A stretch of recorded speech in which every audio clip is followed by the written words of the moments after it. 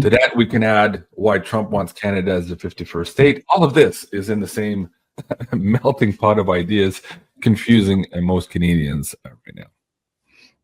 So whoever that was speaking was not the real Charlie. Mm-hmm. Surprise. A younger version of. I wonder what the real guy would look like now if we saw him. Yeah.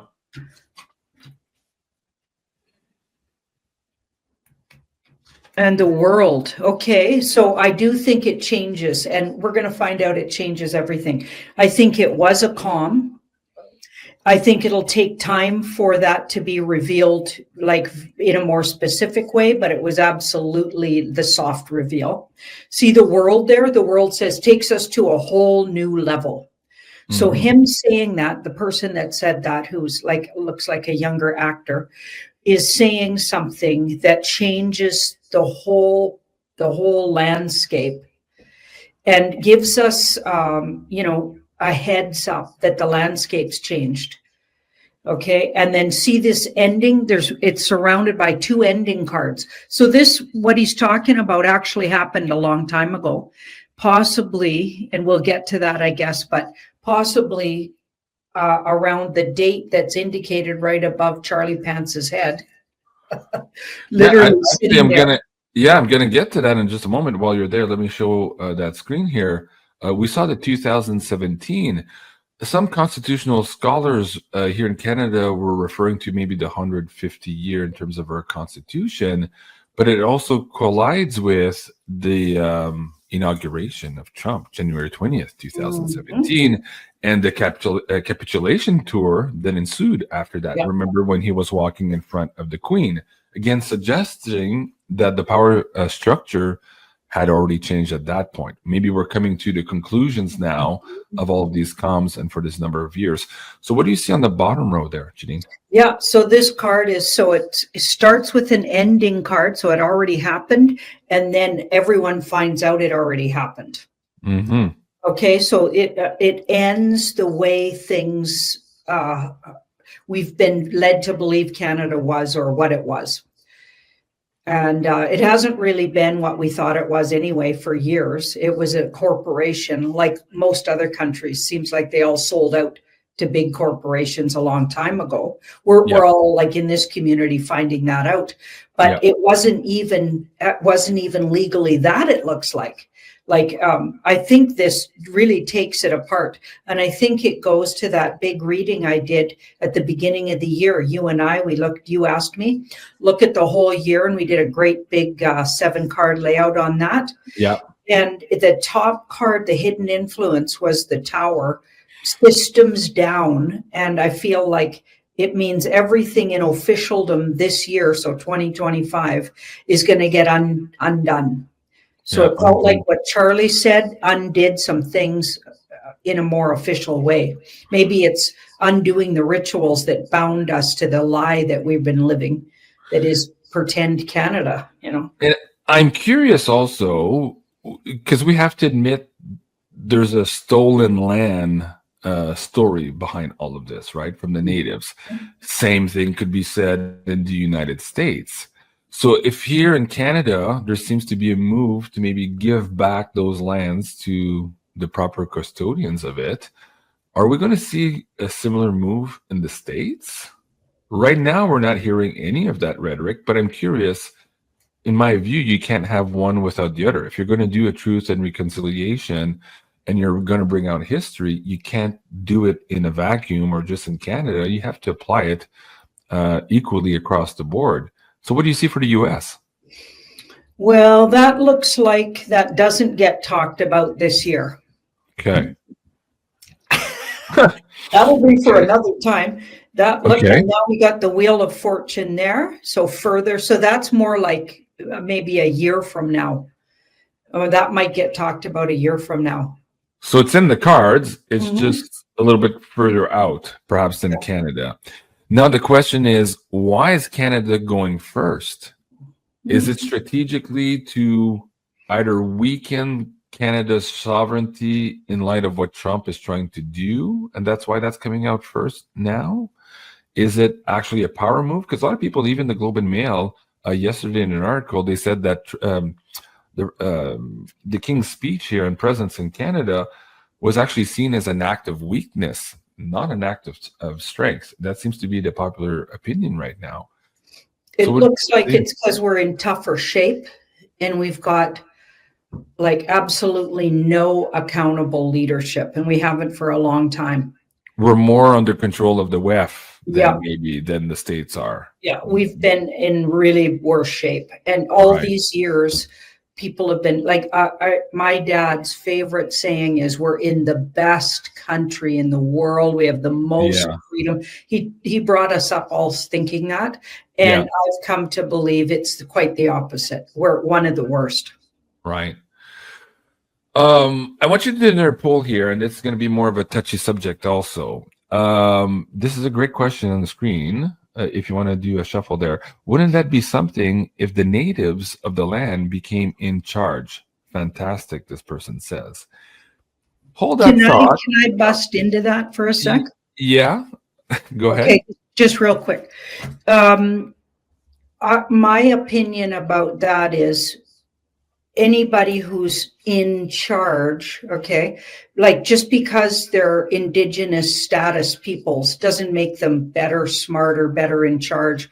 Like our family actually has status, and it doesn't mean, like, there's a lot of corrupt people with status, okay? So my thing is, I feel like all us humans have to get together and figure out how we're running things. I don't think that's kind of where I'm going with this question. So I'm totally with you on what you just said.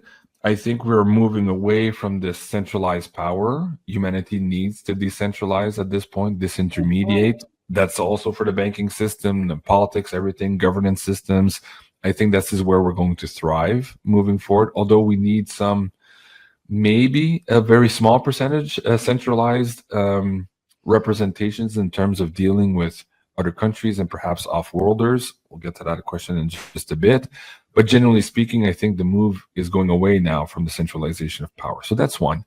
Number two, unfortunately, the sad reality is that a lot of these reserves, at least here in Canada, I'm more familiar with them than in the States, but I presume it's the same in the States. They've been conditioned since their lands have been taken over to become vassals of the state. And they've been conditioned also by the state or the powers that be to put them into this perpetual loop of needing social services, access to drugs, alcohol, and all this stuff in order to have these populations not be a problem for the powers that be. And that's created a generational curse on a lot of these natives and reserves here in Canada. So putting them in charge of anything at this point would probably be disastrous for Canada, but more so for themselves. Again, not having had the opportunity to really fly on their own outside of that kind of government system that really corrupted them. And I'm not saying they're corrupt people. I'm just saying corrupted their society here with this vassal state kind of situation. I'm saying that as politely as I can, but that seems to be more than anything else ubiquitous across the board. There are some shining stars, of course, in Canada. Yeah, absolutely. Yeah. So what can we do, Janine, here, if that's the case, and there is a movement at the very least here to give them back their lands, their sovereignty? What can the rest of Canada do to help these tribes come back to the glory they once had? Help them be successful also in their own endeavors moving forward to be a sovereign, because we're trying to do the same thing for ourselves, right? So we're all kind of in the same boat together. It occurs to me that we should be helping each other out here, and that we might have a role to play in helping them out as well. And maybe Universe has more advice on that too. So I'm curious what you can pick from the cards there. Yeah, we're going to have to come together and not separate, like, okay, Indigenous people, now they're our rulers. Like, this card's about communication, coming together, people discussing things together, and making a plan for the future where it might go in stages. depending on how the healing is going in their nations, who's coming up as their shining stars, that sort of thing. So, like taking it in stages and giving them back pieces and parcels of land in stages, not just kicking all the white people off all the lands. Don't forget that there's so many people of mixed heritage here and all over the world. Like most people, even in the Haida Nation, are mixed. There's not a lot of pure Haida people, and some of them might disagree with me on that. Indigenous peoples are largely intermixed. And so it's going to be complicated. So I feel like we need to do it in stages and take it slow and everybody come together and discuss it. Like there's going to be a lot of discussion and they will eventually, I feel like, and I've always thought this, really take a big lead, but it's going to take years and it's going to take other leadership first to get them to that place. Right. You know what occurs to me too, where I think maybe there's a silver lining in all of this, and why I'm excited to see the Native communities take their power back, is because maybe for once we can go back and bring Gaia and Mother Nature to the table. Yeah. In terms of how we govern our affairs. We're so far away from Gaia and Mother Nature now, the way our politicians rule our structures. I think this would be a good return at this point, the way humanity is evolving right now, to understand that Gaia is its own entity and she has a say in all of this. And this used to be the traditions of a lot of our natives here in Canada. Again, more familiar with them than the rest of the world, but I assume it's the same around the world. So I think that would be a very welcome aspect. Do you want to do a clarifiers on that? See if we're on the track there. Oh, yeah. Oh, yeah. There's the Mother Earth card. And who's very excited, by the way, to be called to the table. Yeah. Like we need. It's like finally somebody realized I'm here. We need medicine people and channelers to come together. We need the spiritual element so we can channel what does Gaia want. Yeah. Okay. Well, I can say I'm cautiously optimistic, but at the same time, at this point, they're comms. They seem to be pointing us in the direction. There has been some movements of giving back some lands. How that translates into the new legal framework of what Canada is going to be named or called or constituted as moving forward, still don't know. I think that's all out in play. But I think we all have the obligation, and not just the Canadians watching the show, but the Americans also, especially if this is coming to them somewhere down the line too, to try to have adult conversations about this and keep our politicians' feet to the fire and to correct course where it needs to be corrected here. Again, we're very far from Mother Earth right now. Yeah. Okay. Can I just say one more thing? Sure, of course. You have to stay away from victimizing Indigenous peoples. Like if they stay in victimhood, it's just what I've noticed is it keeps them disempowered. It's disempowering. Anybody coming from I'm a victim and you need to say you're sorry forever to what your ancestors did. And in fact, it was the globalist governments back in the day. The pioneers didn't probably even know what was going on. Do you know what I mean? So these globalist governments are pulling all of these strings and stealing all the lands and doing the things they're doing, wreaking the havoc, and to victimize all white people as, okay, they're the colonizers. Okay, that's offensive for one thing. A lot of us are mixed race, secondly.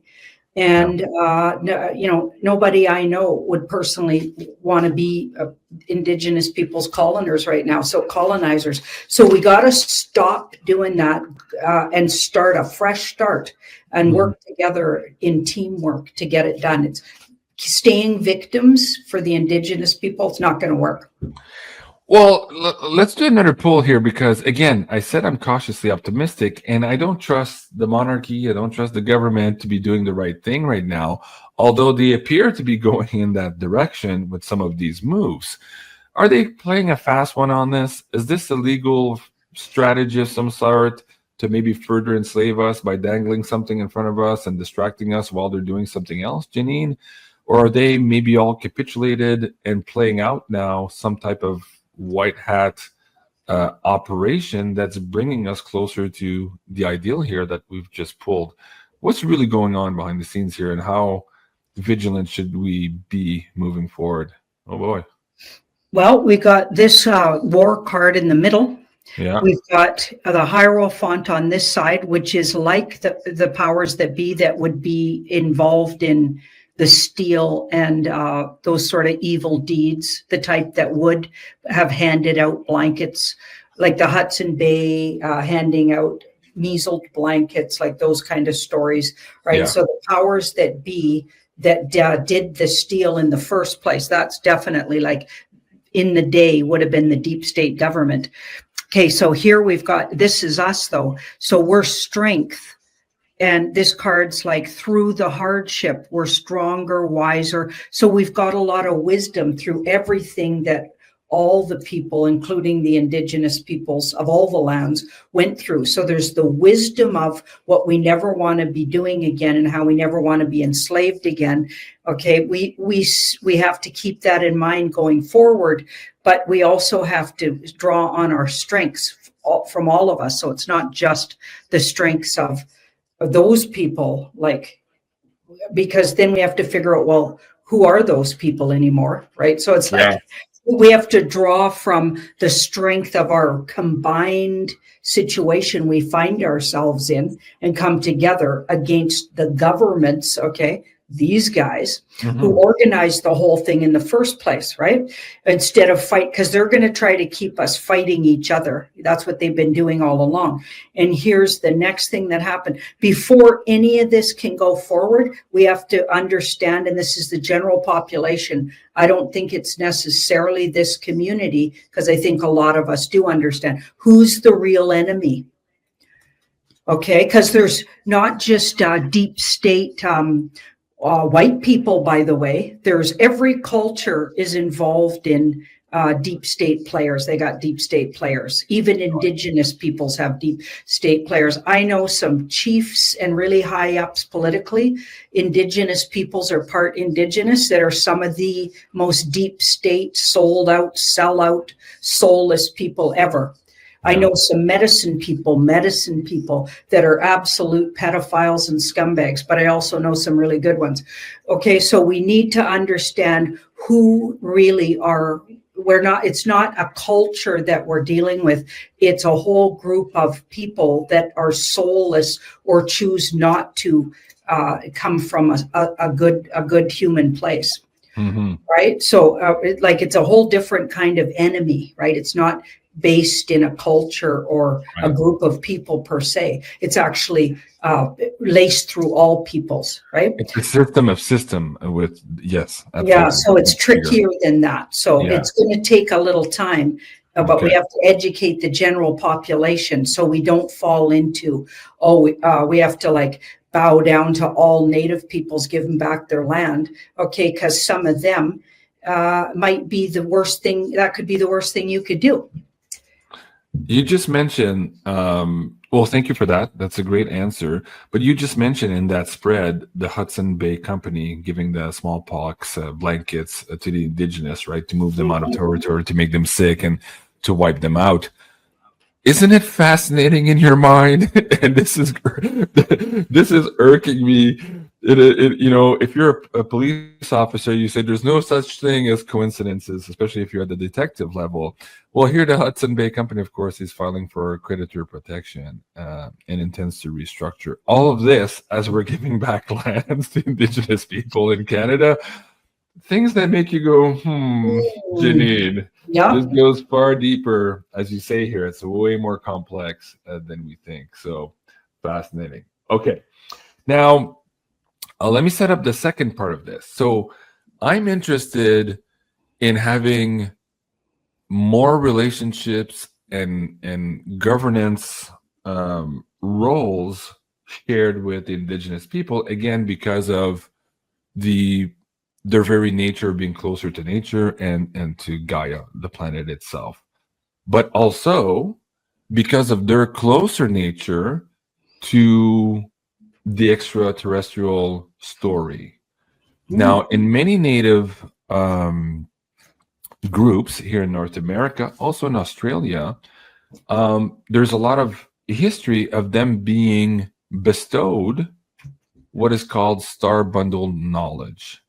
And so different tribes have different pictures of not just the evolution of this planet, humanity on it, but some of the visitors that have taken part in that evolution.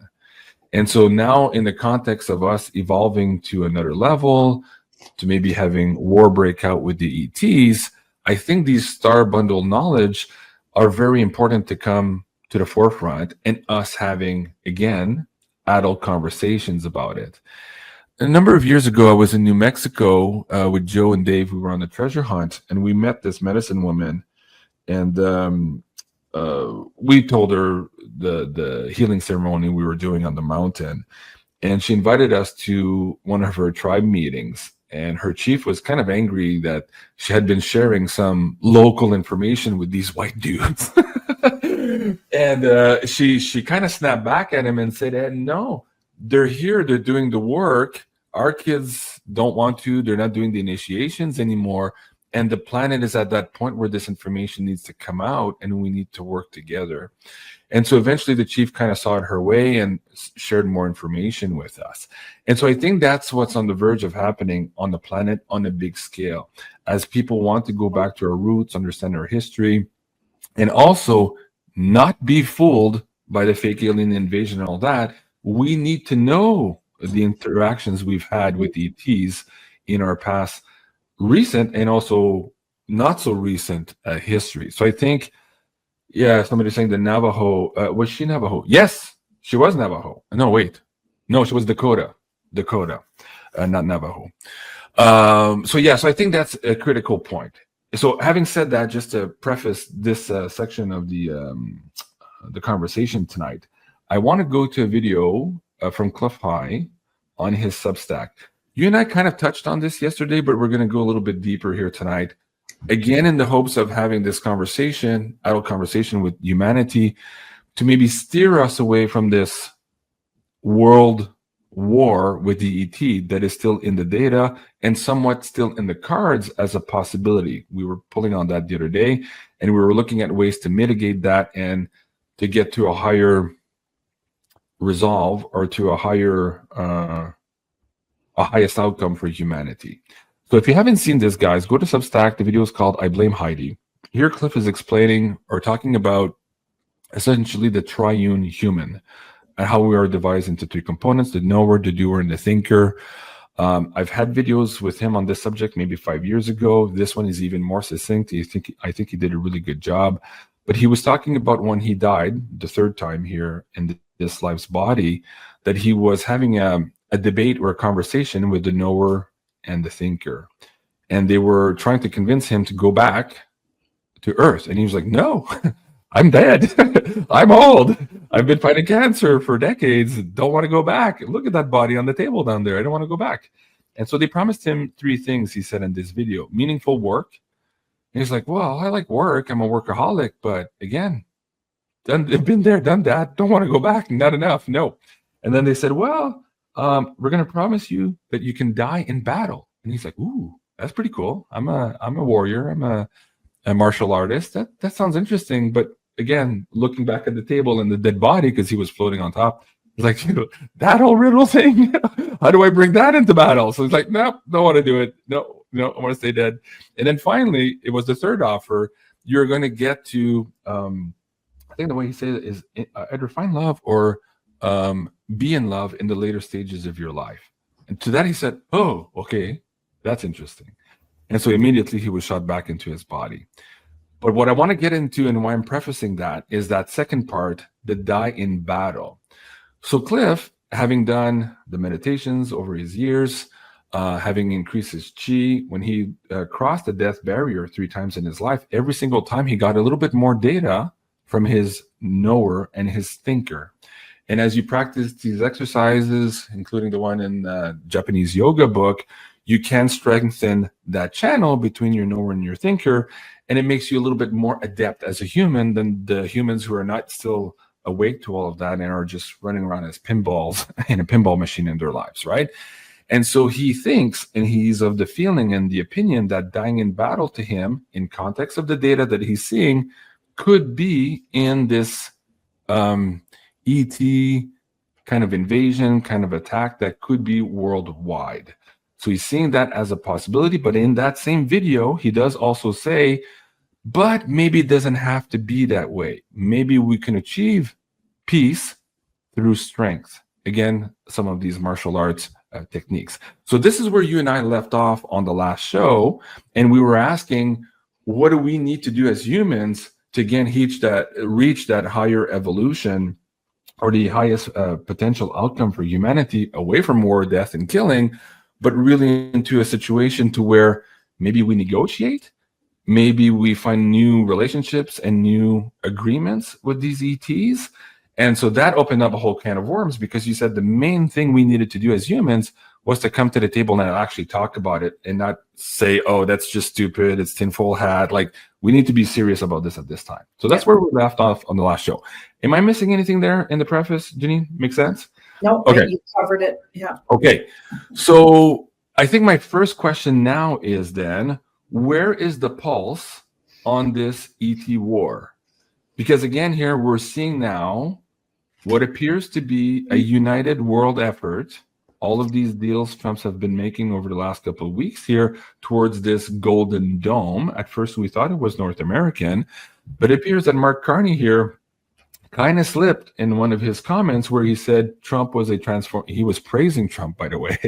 Again, in this wacky world of ours, he was praising Trump as a transformative president working towards world security, not just the North American security. We were kind of gleaning here in December when he was talking about Greenland and annexing the Panama Canal and all that.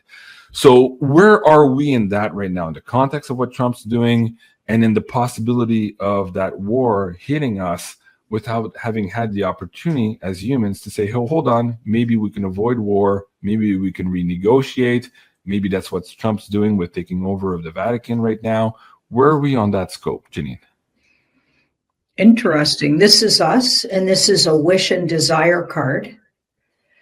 And this card here is a knowing of a hurtful thing or having heard something that wants to be hurtful. So it's like maybe they've heard, because this is an information card, swords or thoughts and words. So they heard about a situation that was coming that could potentially hurt us or hurt humans. And this card's in the past, the Knight of Swords. So I think it was the White Hat Alliance who got wind of this. Now, I think the Alliance has ways to look along the timeline. Okay, so not, realizing that time doesn't work exactly the way we think it does. I'll just say that. So they can look along the timeline and see things. For the sake of the conversation, you're talking about Project Looking Glass, for example, just so people understand what you're talking about. Yep. Okay, not necessarily that, but something akin to that.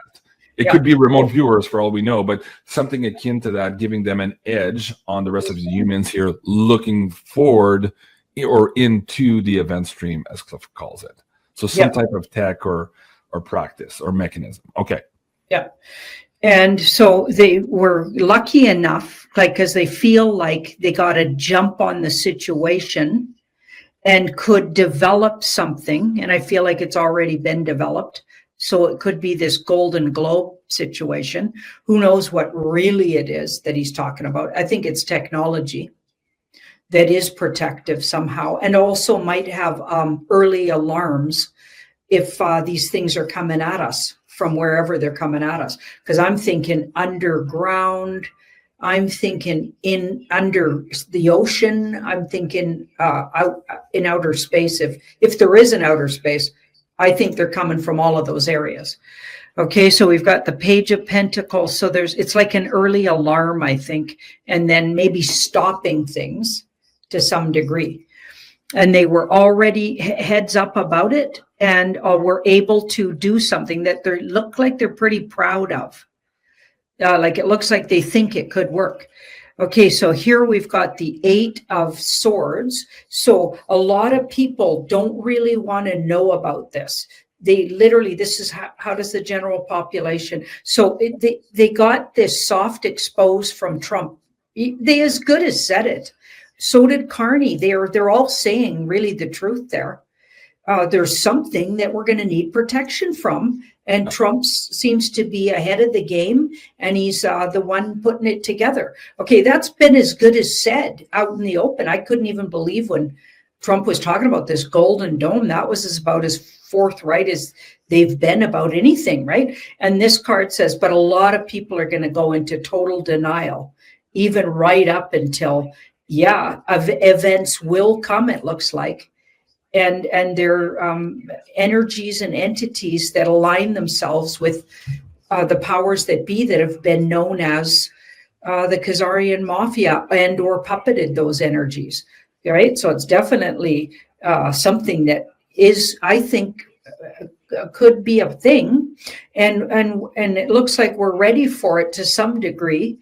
And it will be shocking for people to realize they can actually be attacked from forces that aren't just regular human forces that we're used to. Now, let me ask you at this point, you said they heard something, either through Looking Glass or something else. Could it be the Sycamore chip analyzing the message that came back from Voyager? Is that what got their their noodles in the twist or their panties in the bunch?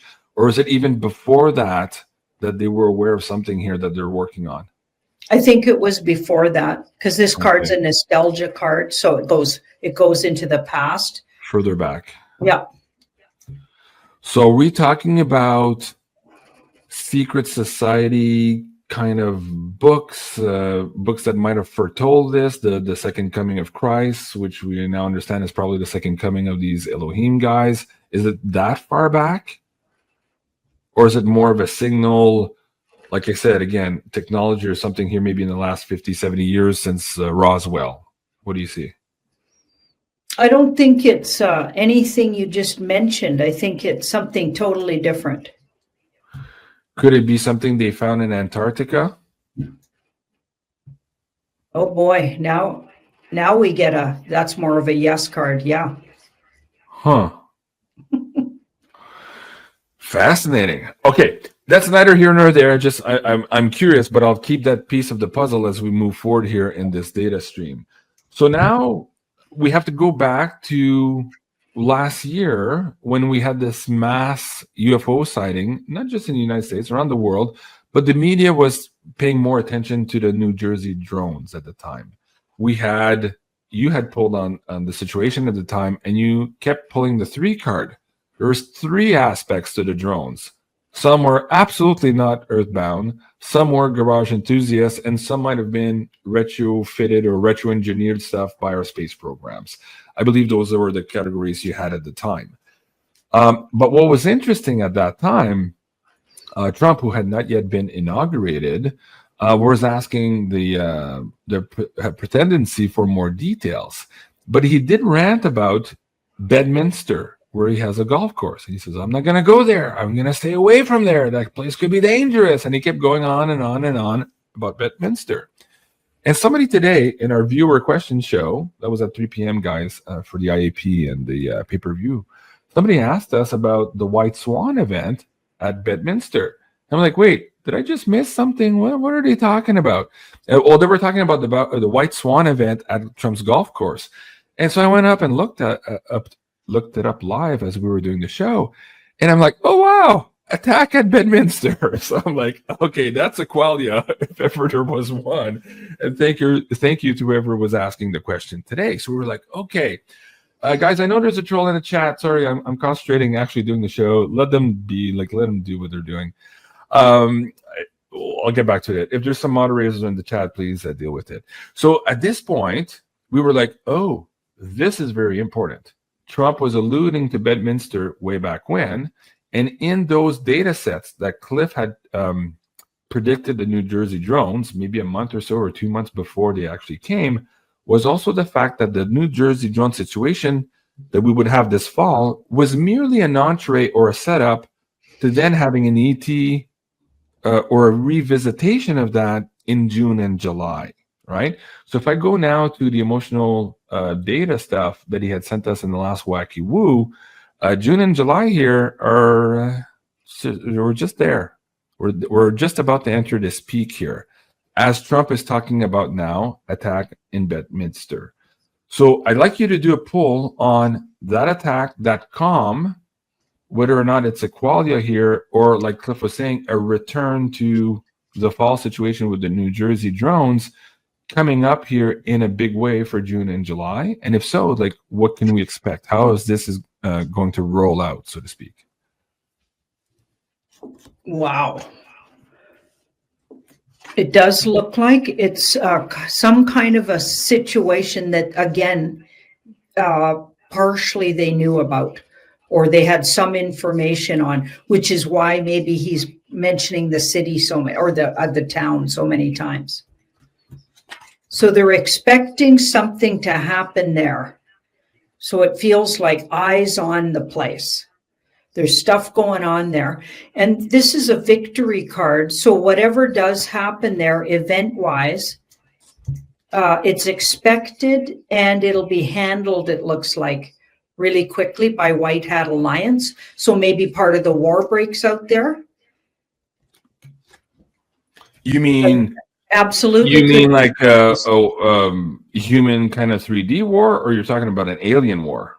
Well, I just pulled two to clarify, and that's definitely like that's our alliance card, but it's also otherworldly. Off-worlder, yeah, card. Yeah. And wow. And Ace is like really creative. And this is interesting that the moon showed up here. I wonder if it even involves energies moon related, or a situation where we get to understand what the moon really is, or like some kind of fight comes off the moon. Because we know the moon, or well, I believe anyway, that the moon is some kind of space station, and it was planted in our galaxy. I don't think it was planted in our orbit or what, however it was planted there. We'll just say that. Yeah, I'm with you on that. I think most of the audience is. Yeah. But that's interesting you mentioned that again with the moon, because this has been a theme at least for a year now. It started with Watch the Moon. Meg was getting that in her Astro as well. And now recently, as we're talking about this ET thing, you keep saying moon. Cliff talks about the selenites on the moon, also on the backside of the moon. Maybe that's where this is coming from also, where somehow that's exposed, the information comes out. Who knows? Okay. Bedminster attack, alien attack. What do we do to stay out of harm's way right now? I want to do that, and then we're going to talk about some of the current distractions, like the Epstein killed himself, didn't kill himself, all that stuff that we're seeing in the news. So let's ask here, how do we protect ourselves from all of this crazy stuff?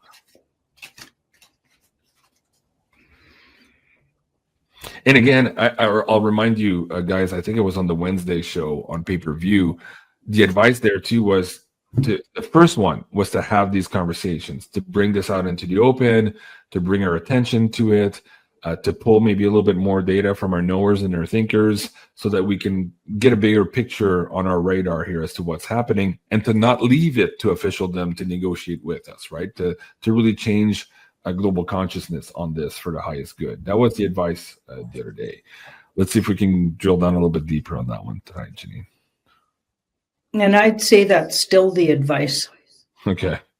Like, even if it's uncomfortable. So the justice card does what it needs to do, even if it's uncomfortable, and not hide from it. Have the conversations. Keep the conversations going in your social medias, and that ace there. So it will become a hot topic again. And I feel like, we need to just keep the conversations going and keep it in the flow of information. Remember, I really believe in election day, this last, like November 5th, honestly, everyone's input in the whole truther community and all our energy combined and keeping all the information current, I think we dodged a bullet that day. Mm-hmm. I think the whole community dodged a bullet, and we actually helped the White Hat Alliance do what they needed to do. I really do. And everything seemed to change slightly after that day. And I feel like we definitely are having an effect out here. Yeah. So in this case too, the same thing. Keep it on everybody's radar. Don't go into denial or just ignore it. It's something that needs to come up for conversation. And then also let things develop.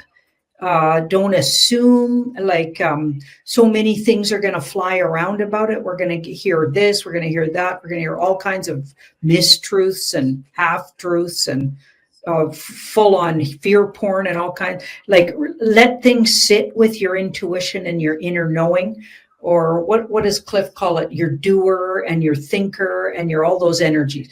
And I've felt those different energies. I've had conversations. I didn't die to have them, mind you, but when Cliff talks about that, that really resonates with me. Yeah. I've had I've negotiated with my higher self on several things. So I just love that video that he put out about it. But anyway, so that we got the Knight of Wands. We're going to need to stay vigilant and digital soldier as we go, and also really flexible, because information will come and we have to be flexible. It's like we thought the ostriches were killed, and then we find out they've been just at the last minute taken off the chopping block again. Okay, so we just have to stay current. There's going to be all kinds of things come out. We have to keep watching. Don't just take one person's vision, truth for it. Like, don't just take it for truth. Mm-hmm. Well, that's great advice. And I just found a file. I don't know if I can bring this up for you guys. My daughters, a number of years back. Yeah, this is it. Is that one? They drew this. After watching a Cliff High video. So what year is this? 2018. Wow, they were young. Anyways, they were explaining to my parents. So let me move the cursor up there. Thank you, Bill and Ted, I think, for that comment on the screen. That was nice of you. So she wrote down, this was Audrey-Anne, my eldest, and she was just trying to explain to my parents how humans were built. And I have this like flip chart at home, and we were using that a lot for home teaching and stuff like that. Anyways, that was her drawing. You can't really see there, but there's the 3 circles intersecting the knower, the doer, and the thinker. And she had the 12 doers right there, the male, female in sequence as well in there. And she put herself there as Audrey-Anne. You can see AA here, 2006. Anyways, she was extrapolating her next incarnation. Fascinating kids. This is how much a Cliff was affecting people. Yep. Way back when. Okay, and okay, I'll show you this one too. That came from the same email. Let me see if I can bring this up for you guys. These are my daughters, again, way back when, buying Bitcoins at a Bitcoin ATM. Man, life is funny, right? And yeah.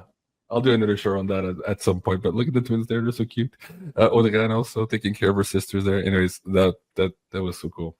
Okay, so let's play. So basically, it's getting weirder and weirder. We're seeing all of these weird. This whole subject is weird. 1, and 2. Now, everything happening with the distractions seems to get weirder and weirder. Whether that's the comms from the king, the comms. Elon Musk leaving, what Bongino is saying now about Epstein, all that stuff. So before we get into the weird stuff, let's hear also what Dorothy has to say about the weird stuff. She recorded a message for us for the last Wacky Woo, and I think it applies here tonight. So let me share that with you guys, and then we'll come back for that third segment of the show. Fans and fellow truth seekers, this is Dorothy Clay with Pure Bulk. I'm not sure why it's not coming up.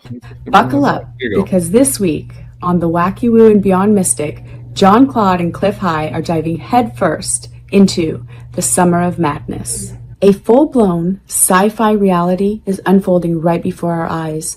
Think cosmic revelations, tech twists, and human drama. It's weird, it's wild, and it's only just the beginning. But in times like these, when timelines tangle and truth becomes stranger than fiction, you've got to stay grounded. That starts with restorative sleep and re-energizing the body. And that's where Pure Sleep comes in.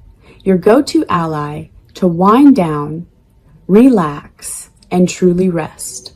And to help you thrive during the chaos, we're giving you 20% off almost everything at purebulk.com, including Pure Sleep. Just use coupon code SUMMERMADNESS at checkout. Stay strong and live pure at purebulk.com. Now, back to the show. Thank you, Dorothy. Isn't she lovely? Guys, if you met her at the Beyond Mystic conference, everybody told me, oh my God, that person is so amazing. They just fell in love with Dorothy. And so thank you, Dorothy, again, for that deep discount. A lot of people having trouble sleeping, myself included. These times are kind of weird. Janine, also, we were talking about that the other day. So big thank you. And if you guys are having trouble sleeping, yeah, check it out. Pure Sleep, Cliff High's concoction there at purebulk.com. And again, the code there was Summer Madness to get the 20% off. Okay, so speaking of weirdness, this whole Epstein didn't kill himself, killed himself. We don't know what the hell's going on. Let's go to that screen. I'm gonna see if I can bring the audio in for you guys because I want to parse the words of Dan Bongino carefully before we have you pull and ask some questions here. So let's bring that up for the audience. This one. And it's kind of weird in a way, too. And James O'Keefe encapsulated it. He says, just curious, why is the first priority to release the video of him killing himself versus, like everything else we've been waiting for months, right? Good question, James O'Keefe. But let's hear what Bongino has to say on this subject matter here. What we see in the file. I just want to be crystal clear on this. I am not asking anyone to believe me. I'm telling you what's there and what isn't. Right. There is nothing in the file at this point on the Epstein case, and there's going to be a disclosure on this coming shortly. We are working through there is video. That is something the public does not. There's video of him killing himself. No, not the actual act, but the entire MCC Bay, it was only one camera. There's video that when you look at the video, and we will release, that's what's taken a while on this. We are working on cleaning it up to make sure you have an enhanced, and we're going to give the original so you don't think there were any shenanigans. You're going to see there's no one there but him. Right. There's just nobody there. So I say to people all the time, if you have a tip, let us know. But there's no DNA, there's no audio, there's no fingerprints, there's no suspects, there's no accomplices, there's no tips, there is nothing. If you have it, I'm happy to see it. There's video clear as day. He's the only person in there and the only person coming out. You can see it. So I'm a little frustrated, Janine. There's a few things in there that irk me. As a police officer, I say, what do you mean there's nothing there? All the cameras were off on routine maintenance. All these things. There's a lot of questions he's not answering here, too. But at the beginning of that, he says, there's nothing on the file, period, at this point, period. That's the kicker. So he's been given limited access, or he's limiting a hangout on this conversation at this point. But the question is, truly, really, I want to go back to what O'Keefe was saying. Why this? Who fucking cares at this point? Why don't we get the rest of the material? Yeah. Why are they making a big hoopla of this? Is this a big distraction for the Golden Dome? Distraction for something else? A workup that's leading towards, I don't know what, perhaps why we have Alcatraz, Guantanamo Bay, and many prisons being updated and upgraded in the United States right now. What the hell is this all about? Again, people are so confused. Well, why? Why are we having this conversation again? Janine. I'm super distracted by what looks like a really interesting mask he's got on his face that you can even see the lines of it here. You're talking about this, the haircut? I don't know, man.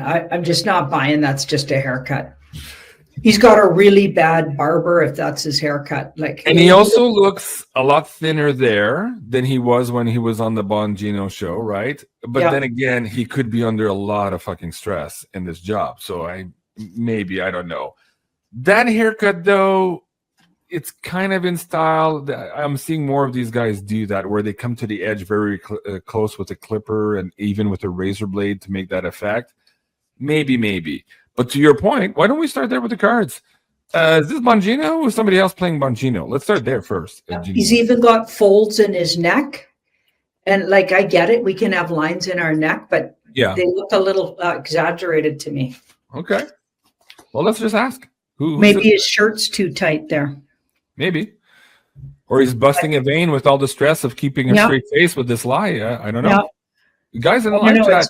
I'm just being what pops out to me. Well, that's the whole point of investigating. Guys in the live chat, yes or no, is this Bongino? I want a live poll. Yes, it's Bongino. No, it's an actor wearing a mask. Yes or no? It's a double. Nah. It's a double. That's a double card. Somebody that agreed to play him. Wow. Yeah, so we've got he's under some kind of, he's in hiding or hidden away, squirreled away, hidden away, in hiding, underground, maybe gone under something. And then this card here. So going forward, we might even see. So it looks like there's two different people playing them. So you watch for maybe the thicker looking guy and this thin guy. He looked a little short there, by the way. Bongino, I think, is pretty tall. Yeah, so I don't know. He looked a little short there and skinny, my opinion. But he wasn't standing up. But I don't know. It struck me. You're right. There's something weird there. Something's going to come out here that they want you paying attention to this guy and questioning who he is, because something's going to come out. Their intention, their desired outcome is that something shocks you that comes out about that guy. So you were kind of getting the same thing with Kash Patel the other day. Yeah.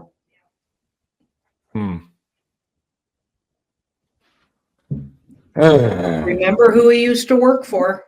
Obama. Yeah, he was defensive about that too. Yeah. Was he there for the hot dog parties and looking the other way? Yeah. He said that he had people working who couldn't do their job anymore, but he never mentioned that he had seen that. At least I don't remember him saying that on his show. Yeah.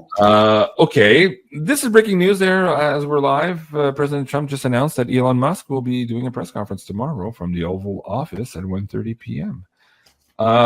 So Elon Musk is out of Doge. That was announced yesterday, I believe. In line with your cards, you said it was closer than or sooner than later. Last time you pulled on this, that yes, he was actually going out. You actually said that it was part of the plan. He was never intended to be there for very long. It appears also here that he's taken zero payment for the role that he's worked in the White House, giving back his time for this particular effort. What do you think this has to do tomorrow? Is this more, hey, we found all this, fuck Trump and the big beautiful bill, because he seemed to be a little bit at odds with him in the last couple of days on that. Is he going to bring back the idea of auditing the Fed and filming from there, because that went away? Is he going to talk about all these money printing computers? Or is he going to actually start talking about maybe the moon and Mars and these advanced warning systems that they seemingly want him to implement or be part of for the Golden Dome initiative? What's the speech tomorrow, Janine? I think he's going in those kind of directions. So he's going away from politics and into his own interests, which would make sense to what you're saying. And also like travel and future, really advanced travel. So that could be the whole Mars thing and rocket ships and all the stuff. It feels like he's letting us in on some of his vision, more of his vision. Yeah. We've got the Three of Swords here, which is like, I feel like there's also things down the road we're going to find out about the real Elon Musk that will create us to understand why he was probably tribunaled or taken out a long time ago before this guy. They just needed this guy's brand and this amount of people that would watch because it's him. Right. I think he was brought in to like kind of bring in the Space Force side of things. Yeah. And help us understand, some of the like the AI stuff. Yeah. But the actual person was definitely from a deep state family. You just got to look at his mom to know that. Yeah. And, some of the stuff he was up to. Uh-huh. It's definitely not the same guy. Doesn't even look like him, in my opinion. He did an interview the other day too. He struck me as looking a little bit different and even younger. I don't know. We'll follow Musk here a little bit more in the next couple of days, see where it goes and what the point of all of this was. And he might be also leading, so to speak, his successor into a certain direction. That's what I'm going to be watching for tomorrow. Again, if he wants to go to the Fed, auditing the Fed, or Fort Knox for the gold and all that. So we'll listen carefully, and we'll come back and we'll report for you guys on that. Okay, so let's go other side of the world.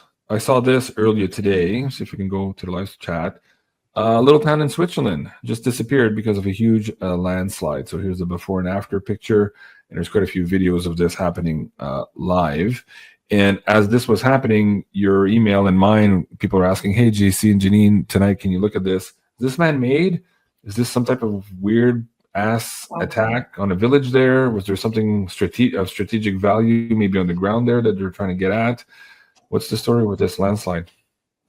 And were people alerted, and did they get out of there? I didn't hear about do not know. I do not know. We'll bring up some of the news here. Massive glacier collapse triggering landslide that buries the village. Update on landslide. I don't see death toll so far. Man missing. Okay, 64 is missing. Yeah. That's not very many for something that buries a whole town. No, let's say missing report. See if we can get a little bit more on that. So far, I see glacier collapse buries 90% of Swiss village. One person missing. So, no, that's interesting, eh? Yeah, looks like it was done purposefully. So that card there is a strategic card.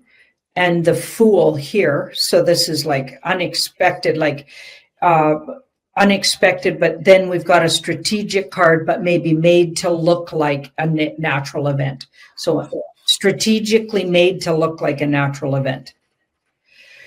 Okay, now here we've got the Four of Swords. So they're trying to hide something from the general population.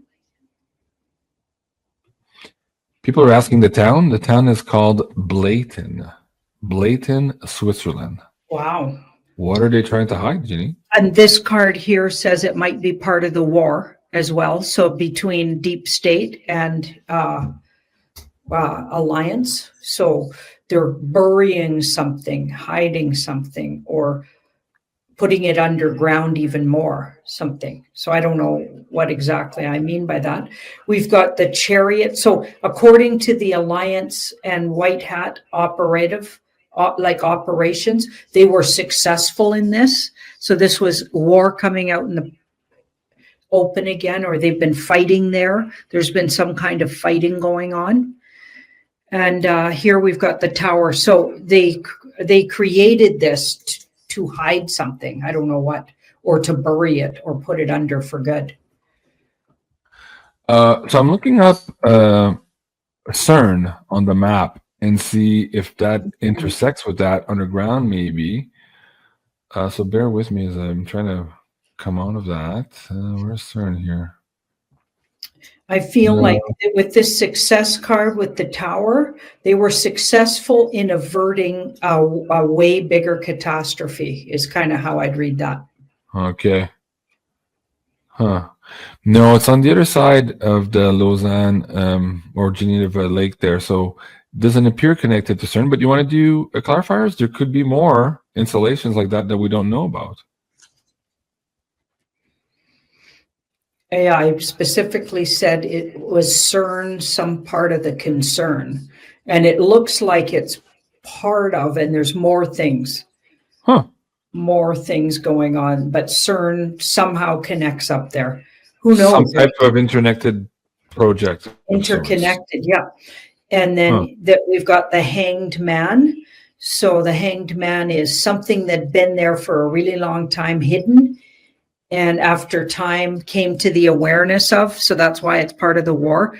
I feel like something was going on there for a really long time, and it needed to be dealt with. Okay. Something bad, something that would have caused a way bigger disaster. Mardav 999, a portal? Something to do with another portal, maybe? Wow, that could be a yes there, because yes. Wow. Whoa, and CERN does seem to open up portals. Yeah. Wow. Maybe it was like something that was initiated by CERN and needed to be handled, because this card could be like it started in CERN. Right. Wow. Dude, it gets weirder and weirder. Janine, we're already past the hour mark. You want to give away some prizes? Sure. Yeah. Okay, so let's give away. Let's start with some candles. These are the natural candles from Carla here at Ascension Organized. Let me see if I can bring that on the screen for you guys. We'll give away this set, I guess. Janine, do you have a question for the audience members to give this one away? Beautiful. Okay, let's see. You want me to go first while you think? Yeah, you go first. Okay, so I want 3 words. I want 3 words. Sorry, I want 3 words. Man, I need more coffee. It's been a long day making fun of myself. So I want 3 words that include the different aspects of the triune human. So your answer has to include the 3 words in sequence of the aspects that put together the triune human. And while we wait for that to populate, I also want to remind you guys, if you haven't already taken the medicine card course, Janine put this up quite a few months ago on the Academy. It's now available at 50% off using the code medicine50. And Janine, why is that one so different and so fun for people who are just starting to use the qualia of universe here to discover and to plot their life course and their mission? Why is the medicine card deck so interesting to you? It's archetypal. So if you look that word up, if you don't know what it means, it talks about people's personal energies, or even like the energy of, because anything could be archetypal. Like, what's the archetype of this house I want to buy? So the kind of general energy of, right? I use that word in lots of different ways. And you guys know me, I don't always follow rules. So that may not be the way it's said to be used, but it's like it describes something that a person or an object or a situation is carrying a certain energy. And what is that? And it also helps us when you learn to use those archetypes. It can help you understand how to be in a situation. Who were you in that argument? Who was the other person? What were they bringing archetypally, energetically? So what were their totems they were bringing? What were their energies they were bringing? And how to best navigate in a situation. I used to use it when my daughter and I, she was a teen, and things were pretty rough when she was a teenager, like many teenager mother relationships or parental relationships. And I used to go, okay, that fight we just had, who was I in it, to understand my energy and what I brought, and what did Raven bring, and how do I go forward to help clear it up? Because obviously I was the adult, and I needed to make the moves, because we're dealing with a teenage mind, right? So but I wanted to understand, was I out of balance there? What was I bringing? Or was I right to be bringing that energy? And it really helped me through so many personal situations, like what to bring in an interview, what kind of energy, what totem to bring in there. What are my natural totems? How do I naturally behave in a relationship? What kind of energetically or totem energy do I need to attract to make a relationship work? Stuff like that. Very cool. Guys, check it out on Beyond Mystic Academy. Again, medicine50 is the coupon code. Get 50% off there. Really cool course. And check it out on the Academy page. All right, so let's look at the live chat. Janine, let's see if we can bring this up on the screen. Let me know when to stop the feed there. Stop. Okay. Knower, thinker, and doer. Earth Dragon Yes, that's the right answer. Congratulations. You're the winner. I think you've won before. Send us an email at Beyond Mystic. Go to the top of the page and fill out the tech support form, and we'll get Carla to send that over to you. And next, of course, also from Carla, big thank you to Carla for all these beautiful gifts. This is the Nora pyramid, beautiful pyramid, also organite pyramid here from Ascension Organites. Janine, do you have a question for this one? Sure. So what card do I often point to when and when I notice it, I say, oh, we're talking about the theater or the movie right now, something playing itself out. So you're looking for the card. What card do I say that about? Okay, very good. And while we're waiting for that to populate, guys, please mosey on over to ascensionorganites.com. Currently, there is the Father's Day giveaway sale there right now. If you use Father's Day, first of all, you get 25% off. I think it's everything on the site. It's a really good discount. And you can also enter with your purchases to have an entry on this draw here that Carla is going to be giving away later on here for Father's Day pyramid, and more prizes to come. So check that out.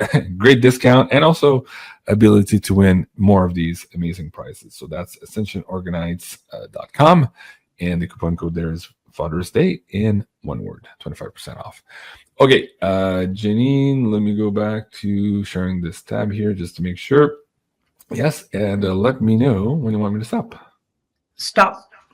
My cursor is on North 2020, Magician card. That's correct. That's a great answer. North 2020, I believe I've never read your name out loud. So if you're not sure how to claim your prize, go to the top of the page here at beyondmystic.net. Fill out the tech support form here under the About section, and we'll get that to you.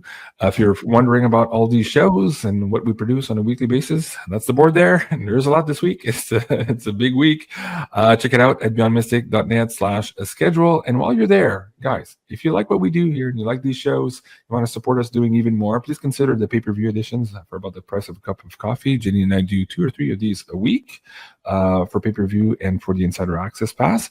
And if you already like them and you want to support us and be part of the insider track here, asking questions while we record these shows for pay-per-view and IAP, please consider the Insider Access Pass discount right now. IAP 15 will give you 15% off and access to everything, including priority seating here for all of these recordings. And it also has the exclusive Janine channeling videos that are nowhere to be found but here on the Insider Access Pass. So you don't want to miss that. So check it out at Beyond Mystic. And thank you to all the IAP members. You indeed make it possible for us to do all of these shows and to be fighting the censorship. I don't know if you saw, but Canada just the other day with the CBC complained about a newscaster who was doing Canadian politics, and they wiped their site off of YouTube like that. No warning, no strikes or anything. So we might be in store for more of this censorship. And guys, thank you, every one of you, for supporting us. While you're there, too, check out the BM10 coupon code for Floraline's website. So these are the organic soaps that Aline has created in conjunction here with Janine for the Beyond Mystic soaps and the Tarot by Janine soaps. Check it out there. Lots of cool stuff also there for Father's Day. So BM10 will give you 10% off of these amazing, crazy soaps. Removing, of course, all the toxins from your life is definitely a priority as we move into this crazy, crazy world of ours. So check it out, florininfarm.ca and also ascensionorganites.com. Janine, before we go tonight, do you want to do like a poll on where we stand, what universe wants us to know? Is there anything that was bugging you today with all this higher weirdness and you thought, maybe we should address that tonight? What do you think? Well, I can't think of anything in particular, but I like the idea of just getting the universal look at what do we need to pay attention to in the coming week. Okay, sure. Well, let's do that. Like daily, the whole thing changes. It's wild. Well, yeah, it's crazy. And the emotional roller coasters are insane, like with the ostriches. Yeah, that too. People are angry at you today too. It's like, oh my God, they killed the ostriches. Your card said no. And we're like, whoa. That's not in the news yet. I'm not sure who told you that. To the contrary, it looks again like they're going to be saved. But we've been oscillating back and forth here for the last number of weeks. So people are rightly frustrated with all this. I totally understand. Well, they put up a video when she was really worried they were going to die. And the podcaster assumed, probably kind of a little clickbaity, that they'd been killed, but there was no evidence that they had been. And I shared it on Telegram because I was like, I like to keep up with whatever's out there, and we got to like look into it. But I share everything on Telegram. Like Telegram's where I put all kinds of opinions. I don't always agree with them, just everything that comes out about anything, so you can like go looking into it. And then further on in the day, sure enough, this one came out. Yeah. So, yeah, exactly. Yeah. All right. Well, I think we're out of the wood with the ostriches, but this is a long story. And and also, even if they said they were, doesn't mean they were. No, that's the other thing. They said George Floyd died from somebody stepping on his head. Okay. Like, Aren't they releasing Derek Chauvin also just recently? Like most people I know were like, no, that can't be. He's a black guy killer. I'm like, maybe you need to read Mariam Henin's book and do some more research. That was one hell of a psyop, of course. Yeah. Okay. So many of them. So many of them. Yeah, it's frustrating. Okay, so you asked what universe wants us to know the week moving forward. Interesting. The magician card came up. So we're going to get some brilliant theater here in this weekend, it looks like. So pay attention. You're going to have a lot of theater, and the real truth will be hard to decipher. So again, I'm not necessarily saying fear porn, but distractions for sure this weekend. We're going to have distractions from what's really going on. So we'll have to really do our own digging to find out the truth about things. Really busy in the background, really busy with the good military, and even regular normies might report for the weekend military activities in their town. They won't know why it is happening.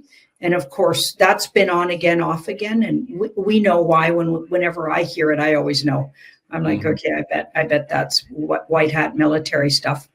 Okay, so you might hear tales of that towards the end of the weekend. Here we've got the Queen of Pentacles here.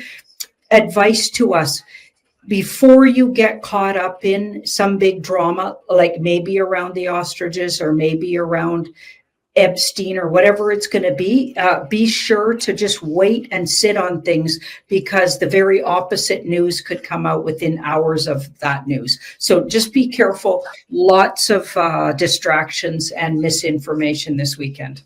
Dude, just today, everybody's like, oh no, the Trump voted against Trump's tariffs. They're illegal, blah, blah. And then you and I looked at that earlier today. I'm like, nah, don't worry. It's probably a nothing burger. They're going to find another way. Well, you and I were saying that earlier today.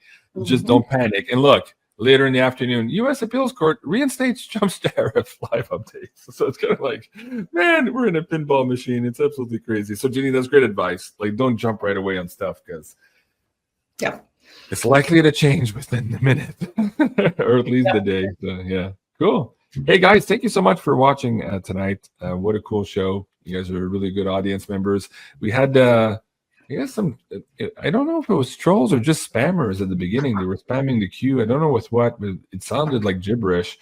And so I apologize if I felt a little snippy there at the beginning. I was trying to get my thoughts across, and it's very distracting. But, stuff like that happens. And somebody just said, hey, congratulations for the 80,000 subscribers here. Well, thank you. I appreciate that. And, with that comes more trolls and more, spammers. It is what it is. While we're there, Janine, you and I might want to take the opportunity to warn people again. A lot of new people coming now about the people pretending to be you and pretending to be me, enticing people to give them their keys to their wallets to set up their quantum funds or whatever the hell they're doing with crypto and all that. Definitely not us, guys. We don't do that. We won't communicate to you that way. You'll see us here live on the screen, not by email, not on TikTok, not on Instagram, not on Telegram, we do post other stories, but we're not going to contact you directly that way. We just don't have time, and we don't do that. And we also don't give financial advice. So it's definitely not us. So please be wary of those scams. They're still out there. They're still very prevalent, and they're often just below these videos in the comments. responding to your comments saying, oh, thank you for being so nice tonight, and here, come and invest in our crypto fund, right?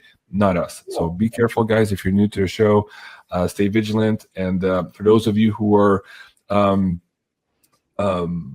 more mature, older, I'm not sure what to say here to be politically correct, but who have been with us a longer time and know this, please help us in the comment section below, identify some of those spammers, and to help some of the newcomers maybe resist the temptation here of what appears to be too good to be true. Janine suggesting that she would help you, redirect your portfolio one-on-one through tarot cards. She just doesn't do that. It's not going to happen. All right, guys, thank you so much for tonight.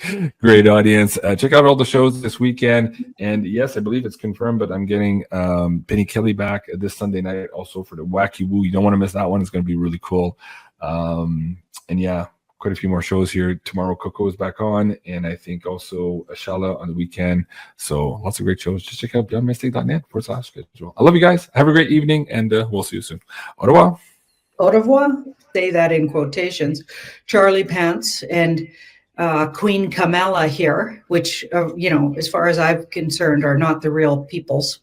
I think the senior royals were all rounded up years ago and tribunaled, in my humble opinion, and also what I've been getting in the cards for years. So these people are actors, clearly, in my opinion. Now, he came recently to Canada, this person, presenting as King Charlie. And, why did he come? Okay, Carney just got in.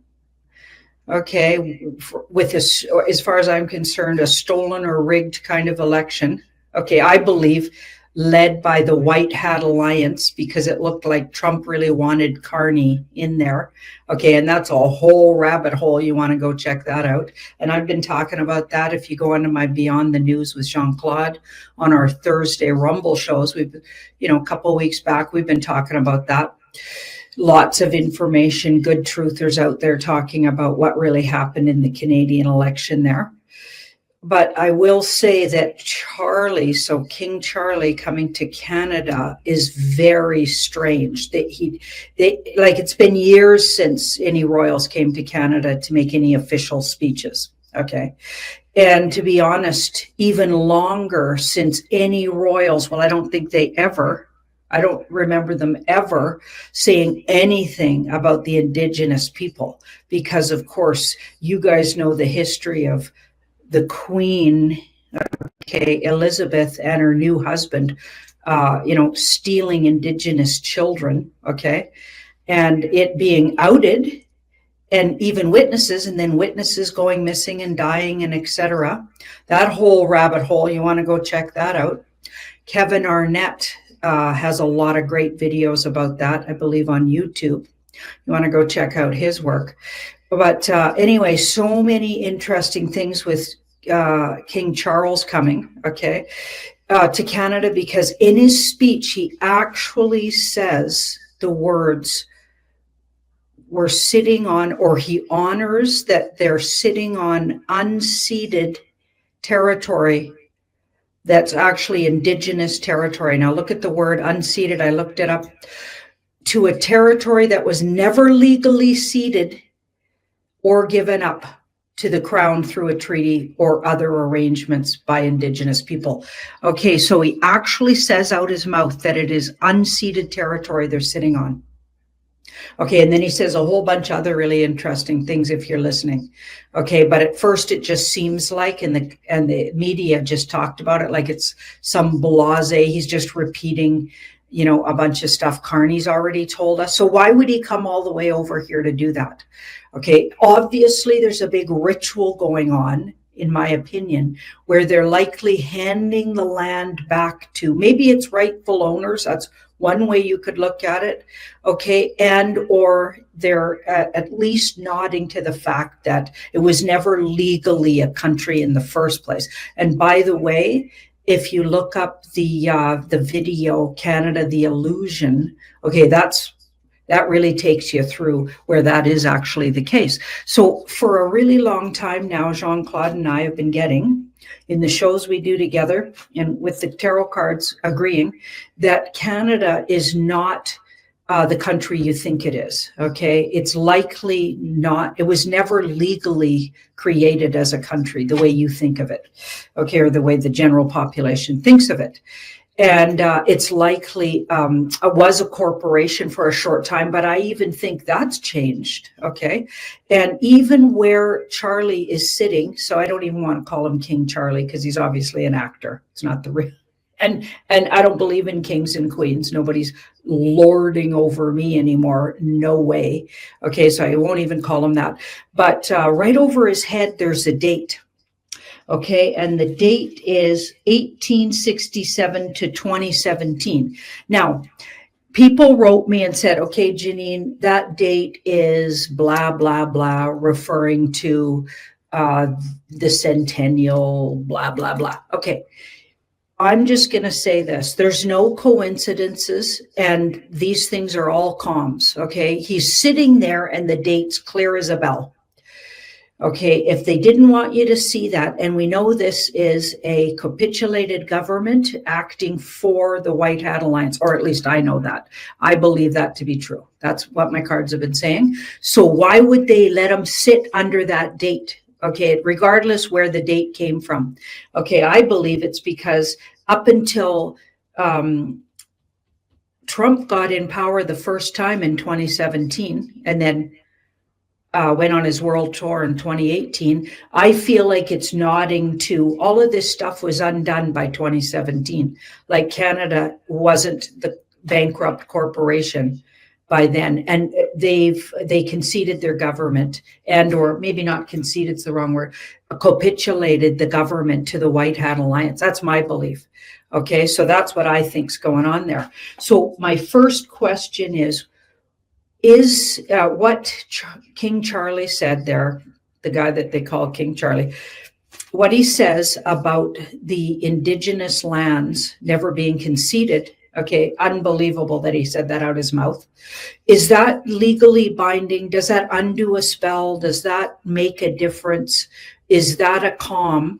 Okay, so I'm asking, is it a comm, a signal to what I've been saying, that Canada is not what we thought it was? Is that what it's leading to? Will it lead to us not being the country we thought we were? Okay, and it's another reason why Trump might be making all of those jabs at Canada. It appears like he's making jabs at we're the 51st state, and he's trying to say we're not what we thought we were. Okay, so I wonder if King Charlie saying this, or this guy playing King Charlie saying that, is actually going to lead to the undoing and taking apart of this government. Because remember, when I did a huge layout on in the next year, what's the big thing to keep in mind? It was the tower, all systems coming down, all governments coming down. Okay, is this directly leading to it with King Charlie saying that? And then we'll do one on the date. Is that a comm as well? Let's have a look. There's so many interesting things going on with Indigenous lands, by the way, in Canada. Really weird things like what happened with the Haida Gwaii. Look up Haida Gwaii, British Columbia land titles. Just look up. They actually got official notice. Not that they needed this, but it was officially known that the Haida Gwaii belonged to the Haida Gwaii people. Okay, like, and that's even legally up in the air. Does that make it not part of Canada anymore? As far as I'm concerned, I'm actually living in the Haida Gwaii, not Canada. Okay.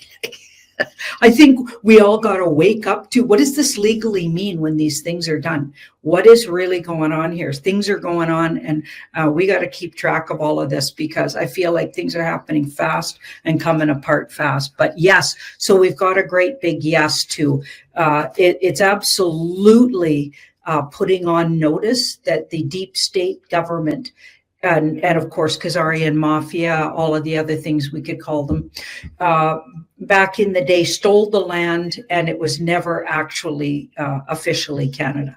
Like it was never, like they just called it that. They just stole it and called it that. just like they do all over the world. They just steal things and call them things. Okay, so yeah, it's absolutely the undoing of that. So it's the spell undoing. They're undoing a spell, the spell they put on Canada.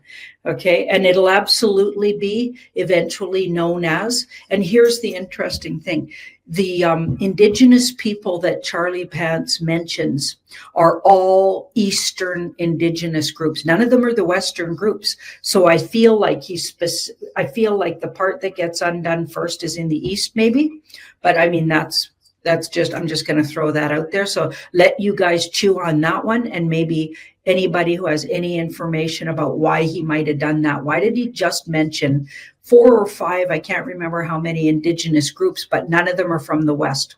Okay, so west of Ontario, none of them. And I found that fascinating because there's hundreds of Indigenous groups. And he only mentions like 5. Okay, so are those groups going to be really big in going forward, deciding what Canada's going to be, and or does it become part of the US? Like, it's all so fascinating to me. We are at the absolute beginning of a whole new world, people.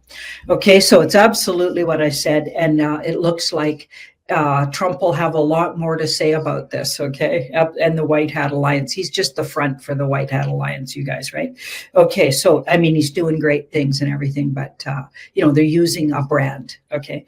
Now we've got the Queen, or the Wheel of Fortune. Yeah, everything, it changes everything, but it's going to take time for this all to be put out there in the public, right? It's going to take time, and a lot of people are going to fight against it. A lot of people really like the idea that they're Canada, but unbeknownst to them, they don't realize that Canada, that they thought was this great country and everything, was never what they thought it was.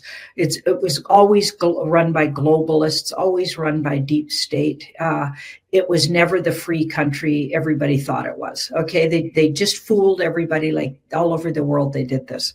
Okay, so yeah, let's look at that date now. Is the date a calm to when all of this officially did actually happen, and we're just finding out about it now? So the date above Charlie Pants, where he's sitting, with the 2017 being the end date here, so 1867 to 2017, is that a message to us about when this all went down? Let's have a look. Yeah, right there. So Major Arcana, first card down. And it looks like it's and it looks like it's a message in particular to the war. Okay, so it's talking about, we were full in the war in 2017, like the war that nobody talks about except truthers, by the way. Okay, the war that Q told us we were in and we didn't even know we were. So the information war, we're still in it, taking down the deep state. It was part of that, and it's talking about, absolutely, like what I said there. The Queen of Wands. It's time for everybody to be in on this, you guys. It's time. Surrender to, we've been in a movie ever since then. We've been in every single thing that happened in politics, by the way. So try to remember I said this. Okay, because a lot of people ask me questions about all of these political things that are obviously part of the theater. Okay, so it's important to remember that all countries in the world, according to me, so the world, according to what I get. So if you're asking me questions, I'm just telling you what I've been getting for years here. All of these countries have capitulated to the White Hat Alliance, and they're all doing either a walk of shames, all of these people, and or outing the deep state government. And a lot of the people that are doing the outing are in fact mask wearers and not actually the original people. Like, just have a look at what's going on in the news about Macron and his wife, you know what I mean? And they're outing all of these people as the Satanist deep stater, and we could go on and on about all the horrible things they do. Anyway, these bloodline family peoples that got placed all over the world as supposedly your government, and in the name of your supposed countries, which weren't really what you thought they were, they've been doing horrific things. Okay, so wow. And it's about time we woke up to it and figured it out, peoples. Okay, wow. Now, I just want to remind everybody, I have my medicine card lessons here, my course, and it's on for 50% off. So that's a heck of a deal. I put a lot of energy into that course, and I'm really proud of it. So you'll probably really like it. If you do decide you want to check that out, go on over to the Academy. Also, there's a Father's Day sale going on here at Ascension Organites, which has so many beautiful things. So she's got 25% off there, and up until June 17th. So you still got some time there. Right on. Now, for my second look today, for my second poll, I want to just look at June. Okay, I just want to look, as we're just entering June, and it was a insane May. We still got some insanity going on in May. It's not over yet, right? But June is looking like crazy. Just things are just ramping up. And they've been doing that for years. It's like there's no rest for us, I'll tell you that. No rest for truthers and or digital soldiers.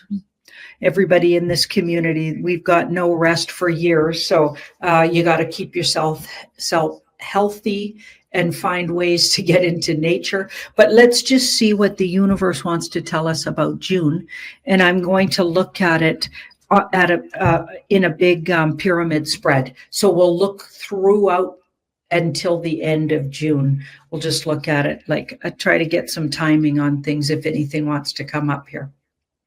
So the star going in, this is the past. That's interesting. The present, wow, 2 major arcanas right off the bat there. So healing, temperance, things are starting to piece together here. So that's the present. Things are starting to come together, and we're putting more and more things together. Certainly this community is, I feel like pieces of the puzzle, because it has felt like all these scattered puzzle pieces, and we're just placing them together. But I feel like right now, things are starting to come together, so they're understandable. Okay, so some people may disagree with me on that, and some days I don't feel like that's the case, but according to the cards, that's what's happening right now. Okay, so here we have the 7 of Swords, which is a very much a strategy and strategic card. So there's going to be a lot of strategic information. This is the near future. So swords are thoughts and words. So information.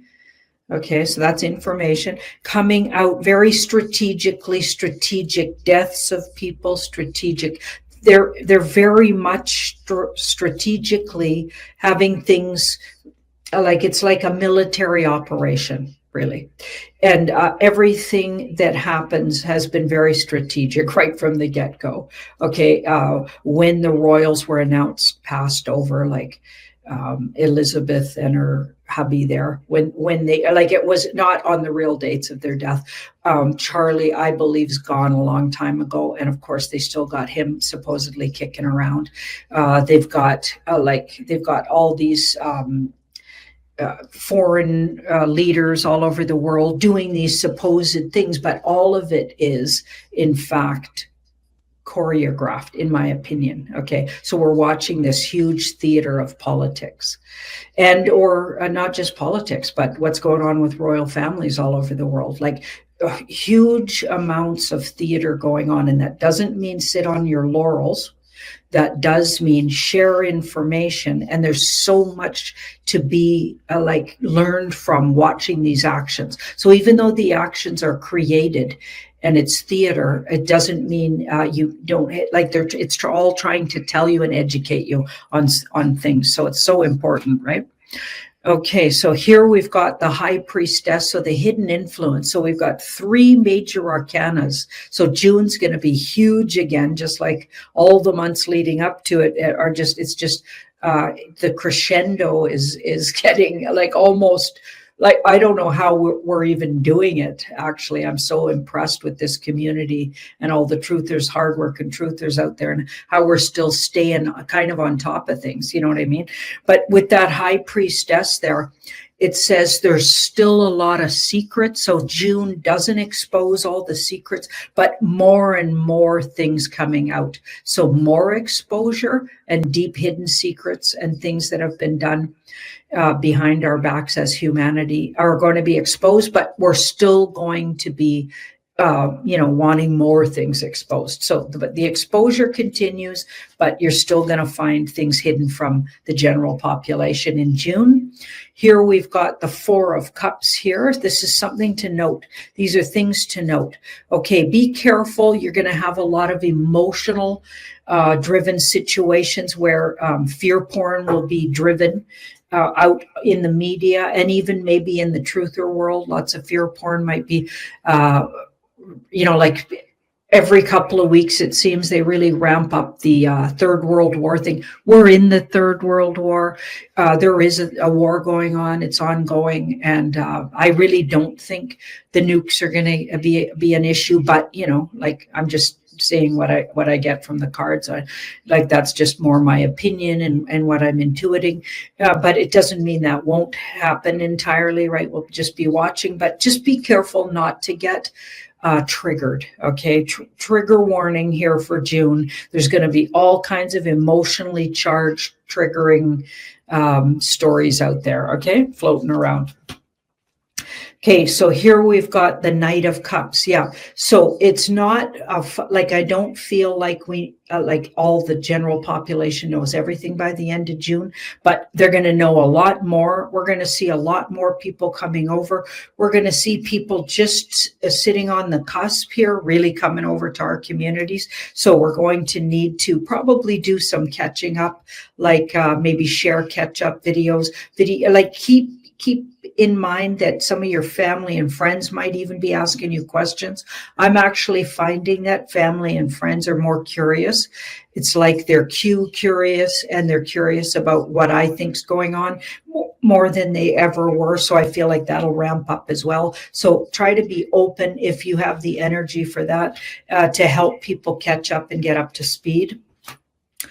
Okay, so we've got the King of Pentacles. These two are just, if you could sum everything up in two cards kind of thing, right? So we've got something around the financial system. It doesn't go all the way down, but lots of activity around it and lots more secrets revealed around really where we're standing there. Okay, but I don't think it gets entirely resolved in June. Okay, there's still that Two of Swords, so we still have a little ways to go, so not a full, like where everyone knows what's really been going on financially with us, how we're debt slaves, how we've been completely duped by the banking system, how everything's rigged, especially like stock markets, totally rigged only for rich, blah, blah, blah. All of those things we've been discovering as a community. I don't think that's fully out there, okay, but it's a lot closer to being out there, and we're a lot closer to, and we know a lot more, and so does the general population, about what's been going on. So we've got degrees closer to where we want to be. We're not all the way there, all the way through June, though. Thank you so much, everybody, for watching my video.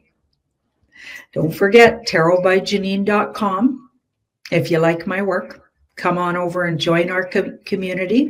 Tổng cộng 6 vạn đại quân vây quét phù đạo xung quanh. Tuần Phủ Sơn Đông cũng đang tổ chức quan binh toàn tỉnh đối kháng với Thái Hành Đạo. Hàng ngày, những tin tức báo về kinh sư liên miên không ngớt. Nhưng thông thường vẫn là trước vừa báo tin một thành trì nào đó vừa bị thất thủ, thì tin tiếp theo lại là tòa thành đã được đoạt lại. Bọn Hường Bá Đạo thẩu tán khắp nơi, căn bản là vô tâm, hay nói là bất lực chiếm cứ một thành trì nào. Cho nên xem ra đám đạo tặc lưu vong này chẳng thể gây ra mối nguy hại to lớn nào. Đối với bá quan trong triều mà nói, nhiệm vụ ngăn cản cái hoạn đảng của Lưu Cần một ngày chưa hoàn thành, thế lực triều đình một ngày chưa bài bố thanh tẩy hoàn tất, cũng chẳng có tâm trí quan tâm đến bọn Hường Bá Đạo ôm mộng chi lớn kia. Đám quan viên này trái lại không phải ai cũng nhìn vào lợi ích, hoặc là không có con mắt nhìn xa trông rộng, chỉ có điều hoặc là không có tiếng nói ở đây, hoặc là bản thân trong tình thế khó xử. Cũng như Lý Đông Dương, tuy rằng gã biết bọn đạo tặc tạo phản lần này có nguy hại không nhỏ, nhưng muốn diệt tùy thì phải phái binh, phải trưng dịch, phải có lương thảo, còn phải vận hành từng nha môn một.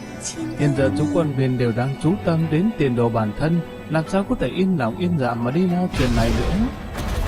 Cho nên bọn họ đành phải tranh thủ giải quyết vụ án Lưu Cẩn, luận công ban thưởng, thưởng phạt phân minh, ổn định thế cục trở lại. Đến lúc này, nhiều vị trí quan trọng thiếu hụt bên trong nội đình, ngoại đình cũng phải cân nhắc đến.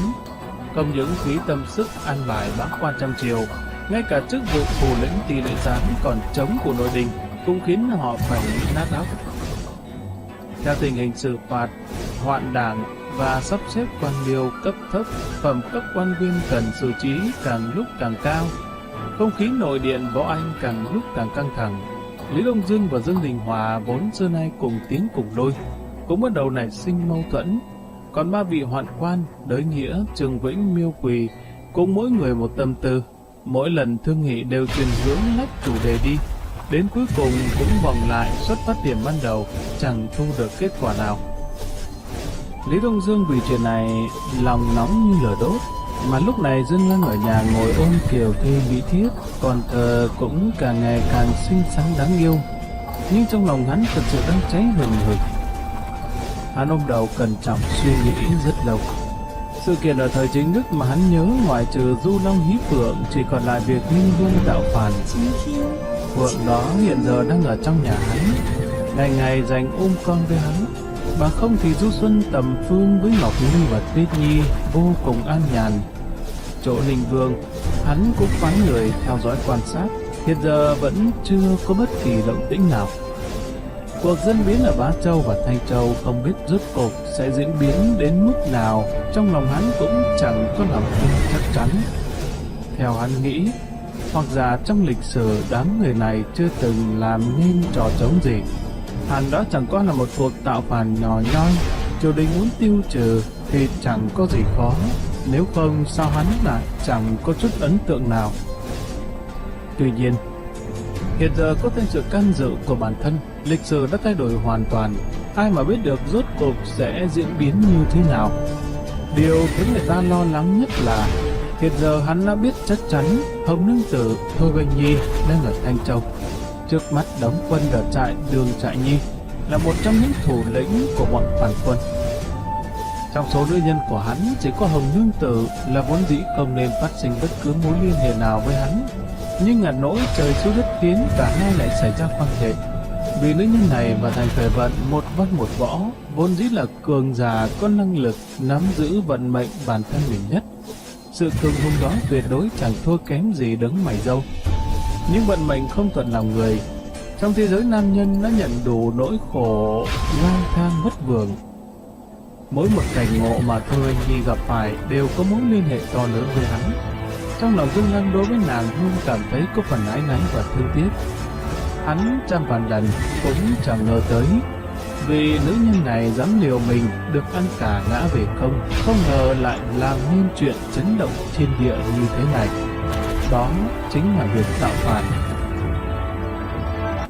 Nghĩ đến đây, Dương Lăng hận mà cắn răng. Con ngựa hoang bất tuân này, sớm muộn gì hắn cũng để nàng ta phải đến trả lợi hại của gia pháp lương thị. Không đánh cho mông nàng tơi bời hoa lá thì không hả giận, hắn cũng không lấy họ giường nữa. Tức tối xong, Dương Lăng chỉ còn dầu dĩ. Tai họa lớn thế này, làm sao mà bình ổn phản loạn đây? Lại làm sao có thể bảo vệ một thủ lĩnh cầm đầu như nàng ta bình an vô sự? Thám tử phải đi nghe ngóng tin tức hiệu suất cực thấp. Trong khu vực đám binh hoan mã loạn, nạn dân như nước, phỉ binh đông công chiến không ngừng. Những thám tử phải đi muốn giữ được tính mạng mình đã khó, càng còn phải đề cập đến chuyện nghe ngóng tin tức tình báo hữu ích từ ai. Không có thiết bị truyền thông hiện đại, có được tin tình báo cũng khó lòng gửi đi. Có thể vất vả một thời gian, chật vật lắm mới gửi được tin tình báo đi. Lúc đấy thì kẻ địch đã ở xa nghìn dặm rồi, căn bản chẳng có tác dụng gì cả. Đối với quân tình Thái Hành, quần đạo và cướp đường Bá Châu, thám tử hoàn toàn mất tác dụng, bởi vì bọn cường đạo này không những tới lui như gió, nháy mắt vượt nghìn dặm. Hơn nữa, ngay cả bản thân họ cũng không có mục đích cụ thể, bất luận là tiến công hay là rút lui, bất luận là công về đâu, lui về đâu, hoàn toàn không có kế hoạch chủ đích rõ ràng, khiến người khác khó mà phỏng đoán được. Cứ như thế, tin tức mà Dương Lăng có được cũng trở nên vụn vặt, chẳng có chút giá trị. Chỉ có thể biết được bọn họ đánh đến đâu, đóng trại ở đâu, sự tăng giảm số nhân mã và mức độ tàn phá tại nơi đó. Nghe thấy những tội lỗi tày đình mà cả hai bên tạo phản đã gây nên, trong lòng Dương Lăng thầm lo lắng. Ông nương tử à, ông nương tử, nàng nghìn vạn lần đừng vì tư thù trong quá khứ mà làm nên tội nghiệp thương thiên hại lý. Nếu không, cho dù ta có tha cho nàng, trời cao cũng sẽ không tha cho nàng đâu. Dương Lăng ngồi trong nhà nơm nớp lo âu. 6 vị lão ca, trong 3, ngoài 3, trong điện võ anh cũng chìm vào trạng thái bế tắc.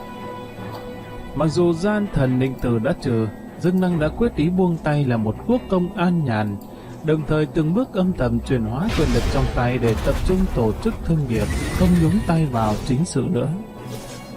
Lý Đông Dương xuất phát từ dự tính dài lâu của thể chế triều đình, cũng chẳng muốn tái xuất hiện một thần tử ngoài triều có quyền lực thông thiên để trái phải triều chính. Nhưng đối diện với cục diện này, cũng không thể không muốn trợ lực bên ngoài đối phó, chủ động đến nhà thăm hỏi. Chuyện trong triều không phải Dương Lăng không tỏ tường, còn lão Tiểu Phường trực tiếp tham dự trung phu, lại có nhị báo Tần Khoa cấp sự trung xương thận này. Quan viên trong triều đình có thể bất kỳ sự biến động tăng thiên nào hắn đều nắm rõ một. Thế nhưng điều hắn biết chỉ là biểu tượng bên ngoài. Đám người này vì lý do không thể nói ra, đôi bên nảy sinh mâu thuẫn mấu chốt, những điều này thì hắn không thể biết được. Dương Lăng lo lắng cục diện cuộc chiến Thanh Châu đối với tranh giành trong triều, cũng cảm thấy không thể chịu nổi nữa, cho nên lập tức vui vẻ ra đón, mời ông ta vào phủ. Cả hai vừa ngồi xuống thư phòng, Lý Đông Dương cũng không hàn huyên khách sáo, lập tức đi thẳng vào vấn đề nói: Lý Quốc Công, lão phu mà muội đến nhà kỳ thật là bất đắc dĩ, trong triều chia phe phái, việc xoa dịu lòng dân thật sự không thể chậm trễ nữa. Dương Lăng mặt nhăn mày nhó nói: Thế à, Lý đại nhân, dân biến ở Bá Châu, Thanh Châu ngày một náo loạn. Theo ta thấy, đây là việc cấp bách hàng đầu. Trong triều sao còn mãi lo thưởng phạt quan viên, an bài dai dẳng không thôi? Lý Đông Dương phất tay nói: lão phu đến cầu kiến quốc công chính là có việc liên quan đến việc này. Chuyện trong triều không thể một đao dẹp gọn cỏ dại, nhanh chóng giải quyết sớm, làm sao có thể tập trung lực lượng tiêu diệt phản loạn cơ chứ? Ánh mắt của Dương Lăng hơi nhíu lại. Mà muội thỉnh giáo đại học sĩ, còn có chuyện gì nan giải hay sao? Lý Đông Dương khẽ thở dài nói: chuyện nan giải chẳng qua là một chữ quyền mà thôi. Hiện nay ứng cử viên cho vị trí thái giám ty lễ và lại bộ thường thư, nội các và ba bì nội hoạn phân kỳ quá nhiều. Hai vị trí này vô cùng quan trọng. Nếu người nhậm chức không đúng người, e rằng di hoạn vô cùng. Nhưng mà thương nghị trong điện võ anh nhiều ngày, đến cuối cùng vẫn không lấy được chủ ý. Tuy quốc công là trọng thần quốc gia, được hoàng thượng tín nhiệm, bất đắc dĩ lão phu đành phải mạo muội cầu cứu người. Dương Lăng khẽ gật đầu như đang suy ngẫm gì đó, nói: đại học sĩ có người lựa chọn phù hợp không? Lý Đông Dương nói: lão phu để mắt đến hai người, một là Vương Hoa, một là Dương Nhất Thanh. Dương Lăng trầm ngâm một lúc nói: hai người này đều giỏi giang,